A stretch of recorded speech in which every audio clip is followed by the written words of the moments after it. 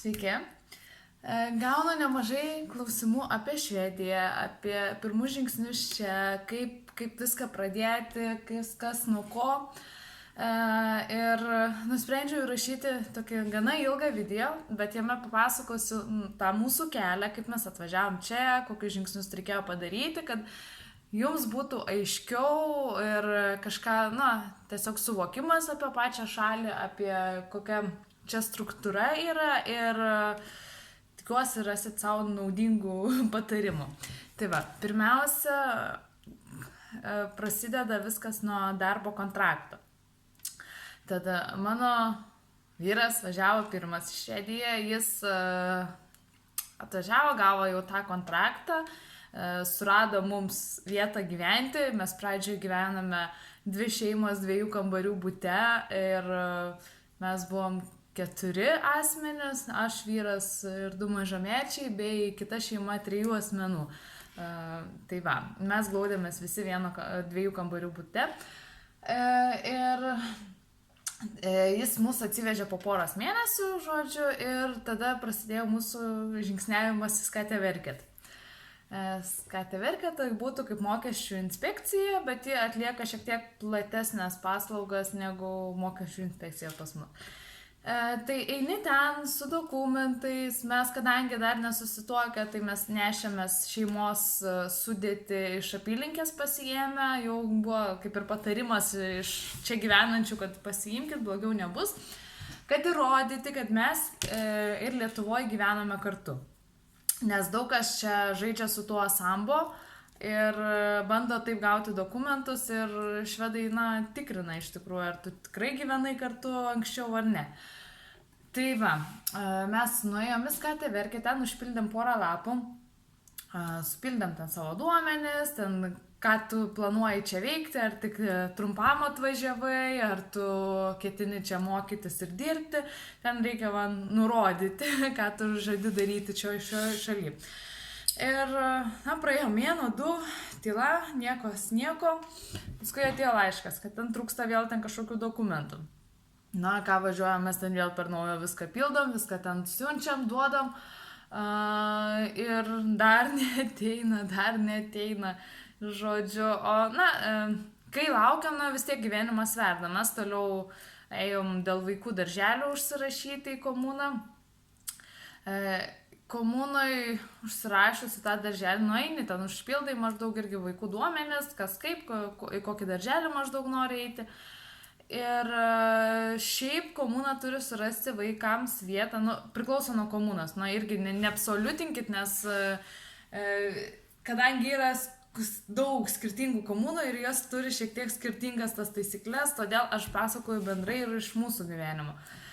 Taigi, reikia per 4 mėnesius vaikui surasti vietą, bet kadangi tuo momentu nebuvo vietų ir buvo ten, tarkim, 70 vaikų laukiančių eilėj, o vietų buvo tik 20.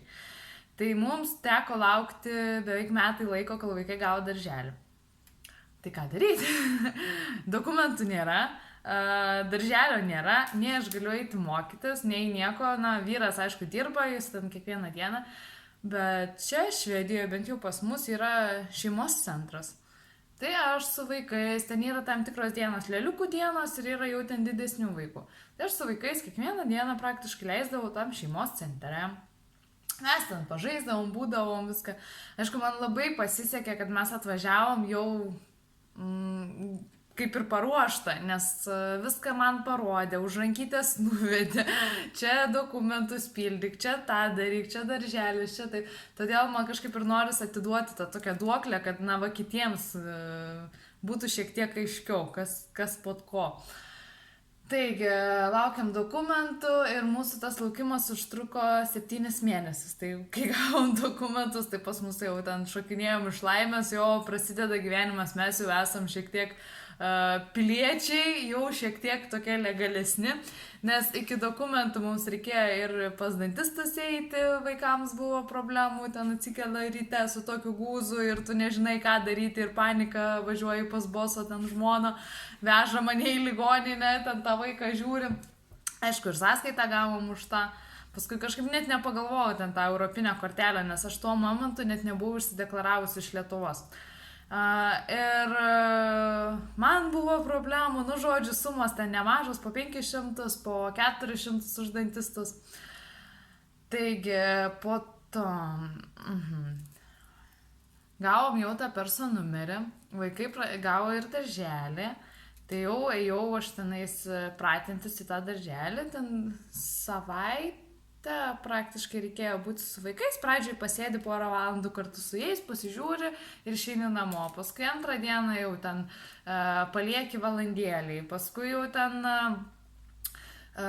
atvedė ir išeini iš karto ir, na, taip gana lengvai, gražiai, nes ir tas darželis toksai, na, man labai patiko, kad jie tokie paprasti, jie ten sėdi kartu su auklėtojom, valgo, jie ten žaidžia, jie, nu, žodžiu, tas toksai atsipūtimas, nes esu minėjęs, kad jie net neturi lovų, o vietoj lovo naudoja čiužinukus, tiesiog pasitėsia, kai reikia, paskui sudeda atgal į lentyną.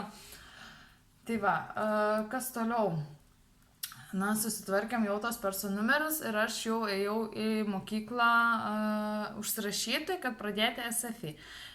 Švedų kalbos kursai yra nemokami ir tiesa dėl darželio. Darželiuose mokama yra už vietą ir nesvarbu, tu vesi vaiko ar nevesi, tau vis tiek reikės mokėti už vietą, kad vaikas yra. Ir jeigu vaikas susirgo, peršalo, nebūtina tas daktaro lapelis, jeigu nesirga ilgiau negu savaitę. Ir tiesiog pasakai, parašai žinutę, mano vaikas serga ir tau nereikia skubėti, ten bėgti pas tą daktarą, nešti tą lapelį, nešti ten dar kažką. Ir tiesiog, kai pasveiksit, ateikit ir viskas. Taigi, toliau. Pradėjau aš mokytis. Vaikai eiti į darželį, beje, darželiuose po 15 valandų būna per savaitę, jeigu nemokamai tu nori vesti, mažesniems kainuoja, nes ten lopšelis kažkaip, bet jau nuo 3 metų, man atrodo, jeigu tu nori vesti, tai gali gauti tas 15 valandų. Ir tu jau pats nusprendi, kaip tu nori tas 15 valandų pasiskirstyti, ar ten per 3 dienas, kad būtų, ar kiekvieną dieną ten po 3, po kelias tas valandas. Žodžiu, čia jau priklauso nuo situacijos. Taigi, bet tu negali taip kaip Lietuvoje ten atvesti vaiką ten nuo 8 iki 5, o pati namuose, žinai, ten tvarkytis ar ten kažkokius reikalus tvarkytis. Čia, žodžiu, yra biškelį kitaip. Tai va, kai jau pradedi eiti mokyklą, tau jau duodant, nu, tarkim, nuo kada prasideda pamoka maždaug pusvalanduką ir kada baigėsi pusvalanduką, kada per kiek laiko tu turi pasiimti. O aš, kai pradėjau mokytis, galima ten prašyti kažkiek tipo valandėlės, kad pasimokyti man reikia. Na, ten dar duoda. O kai aš dar pradėjau mokytis ir tam Konvuks, tai būtų ten suaugusių kažkaip mokykla, tai aš mokinuos anglų ir matematiką. Aš paskui esu įrašiusi straipsnį, tą video, kaip galima gauti stipendiją ir mokytis Švedijoje, bet SFI kursai yra nemokami ir už juos niekas nemoka. Kad tu ten eini arabams, ten dar ta darbo birža kažkiek tai moka. Bet mums šiek tiek yra kitokios sąlygos. Taigi, pradėjus ten jau eiti į mokyklą, atsiveria iš tikrųjų kitoks tas pasaulis, pradedi suprasti, ką žmonės šneka, nors pradžioje ir mokykloje būna sunku, kol persilauži, kol supranti, kokie tie žodžiai. Taigi, toliau, bet dar vienas dalykas yra su draudimu, su Forsikringskassa, kad gauti tą draudimą irgi užtrunka gana ilgai ir man reikėjo to draudimo vien dėl to, kad dantis tvarkytis ir man dantistas pasakė, kad tau bus kosminės sumos. Aš į Lietuvą tikrai neprisivažinėsiu ir čia specialistai irgi yra neblogi, bet tiek, kad ir kaina yra nemaža. Nes vien vizitas nuėjus pas juos tiesiog pasižiūrėti kainuoja apie 100 eurų. O vaikams iki 24 metų turint jau perso numerį, bent jau kaip mums, mes kai jau turėjom perso numerį, tada jau yra nemokamai tiek pas daktarus vesti, tiek dantistai vaikams nemokami. O suaugusiems dėja reikia mokėti. O su Forsikringskassa, kai turi, tada moki jau mažesnę sumą, tarkim, apie per pusę, na, ten jie pagal procentus labai įdomiai skaičiuoja. Ir man dantistas sako, tvarkykis faršiklinkasą, nes kitaip mokėsi kosmosą. Ok, aš pradėjau, nuėjau jau į tą faršiklinkasą, išsitraukiu tą ansoką vadinamą, prašymą, žodžiu, kad aš noriu to draudimo. Supildžiau ten ir už savo vyrą, žodžiu, ten daug reikia visų tos informacijos. Kai supildžiau, dar reikia ir iš Lietuvos,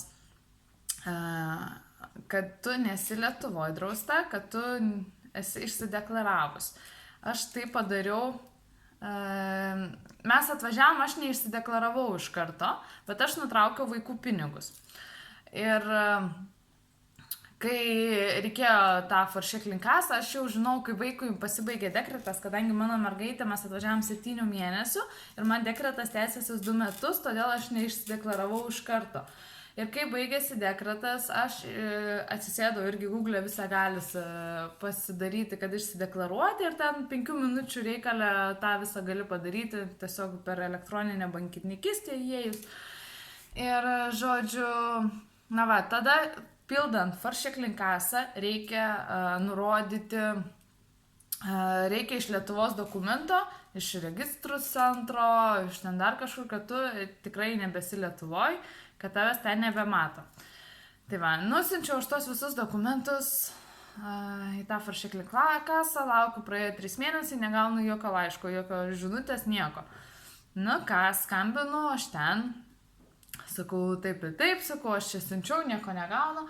Sako, o, taip, pasakykit tą perso numerį, pasakiau, sako, tai jo, matom. Sako, tai dar tik 3 mėnesiai te praėjo, sako, tai čia 5-6 mažiausiai, sako, dar palaukit. Bet gavos taip, kad aš greičiau pradėjau eiti į Komvuks, o kai tu eini į Komvuks, tu automatiškai tampi apdrausta, lygiai taip, kaip ir dirbantis žmogus. Tai va, čia buvo mano išsigelbėjimas.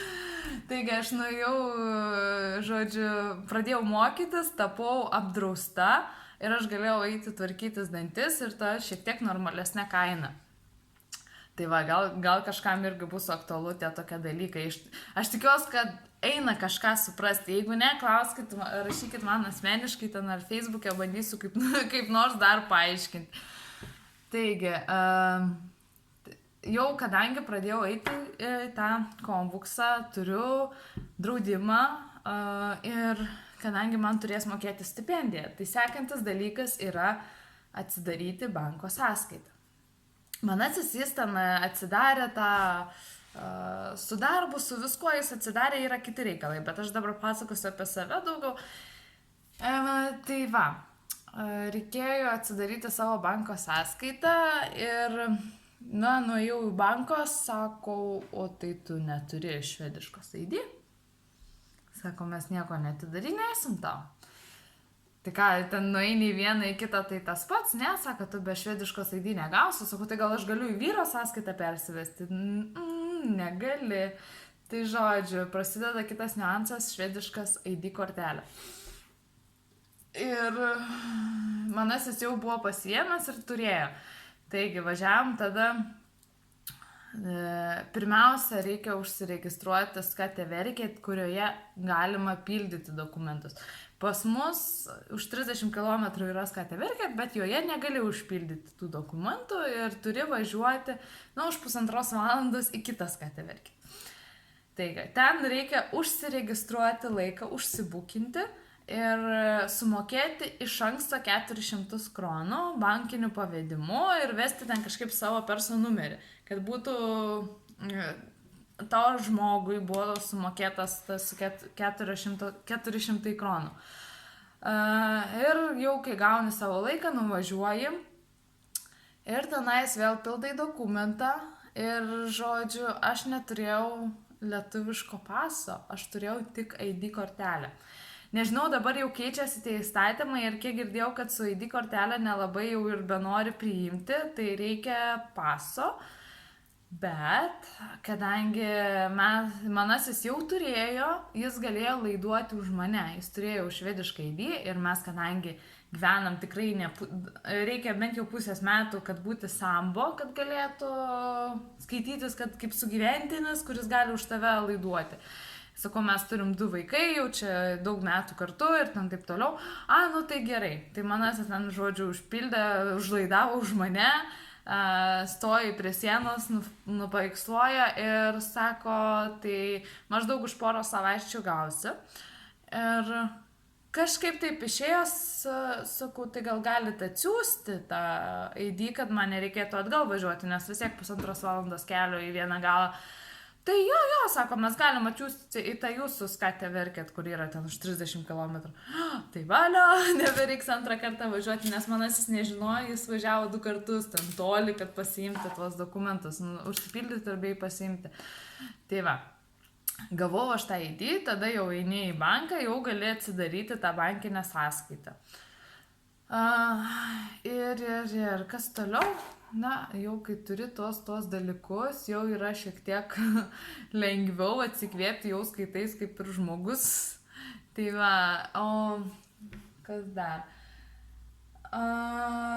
Tai patarimas gal mano iš tikrųjų būtų, kad apsišarvuoti kantrybę. Mes Lietuvoje įpratę, kad viskas vyksta labai greitai, dokumentų tvarkymas tikrai Lietuvoje daug greičiau vyksta, nuėjai, užsipildai, sekantį mėnesį jau turi, tarkim, kažką, jeigu tvarkaisi. O čia tempo nėra. Tas pats yra su butais ganėtinai sunku, netu renkėsi butą, bet butas renkasi tave, žiūri, ar tu esi tinkamas. Ir, su butais, kas yra bent jau įdomiai, kad juose, pavyzdžiui, nemoki atskirai už šildymą ir už vandenį. Į nuomos kainą jau yra tas įrašyta ir moki, pavyzdžiui, kaip mes už 2 kambarių butą mokam apie 4500 kažkur maždaug. Aišku, dar ten plus elektra, internetas jau dar, bet tu negauni to tokio šoko, kad ateina mėnesio gale, žiemą ateina lapelis ir tu, kiek šildymas kainuos, kiek ten vandens išvaryta, kiek ten dar kažką. Ir tu kažkaip labiau ramiau atsipalaidavęs esi, nėra to tokio didelio streso. Dabar man atrodo, kad aš iki to, ką papasakojau, tas ir yra. Kol kas aš dar nedirbu, bet greitų laikų pradėsiu dirbti ir bus vėl kiti niuansai, kaip įsidarbinti, kaip tie visi prašymai, net dar kol kas man nėra aišku su alfa kasom, A kasom, su visais tais draudimais, su kolektyvinės tos profsąjungos visokios yra, dar kol kas aš ten man kosmosas, bet aš maždaug pasidalinau, kaip buvo pas mane, koks tas praeitas kelias ir aišku, galit komentaruose papildyti, kas ką žino daugiau, nes iš tikrųjų yra daugybė žmonių, kurie ieško informacijos ir kreipiasi į mane vienais, kitais reikalais. Dar tiesa, nepapasakau apie vaikų pinigus, bet ten maždaug irgi tas pats, kad į Foršek linkasą reikia duoti tą prašymą, pateikti, kad tu nori, ir ten taip pat reikalaus dokumentų, reikalaus iš Lietuvos popierių ir tai gali užtrukti 7 mėnesius, bent jau mums kai buvo, kitiems ir ilgiau. Ir kai tu visą tą užsipildai, tau grąžina nuo tos pirmos dienos, kai tu pradėjai pildytis. Tai už 7 mėnesius, ką turėjo gauti vaikai, tu gauni per 1 dieną.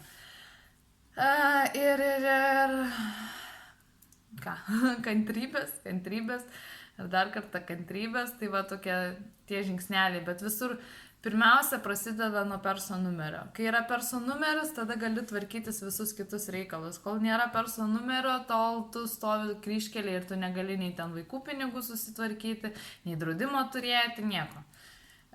Ir taip pat ir buto tu negali ieškotis, kol tu neturi perso numerio, nes ir buto, kai tu ieškosies, tau turi butą ar namą nuomotis, tau vis tiek prašys darbo išklotinės, algalapius, kiek tu uždirbi, ir žiūrės, ar tu tikrai gali įpirkti tą butą. Tai va, mūsų tokia ta istorija. Ir aišku, parašykit komentarą, pasidalinkit, kas kaip gavot kažko naudingo, sužinojo. Tai va, iki.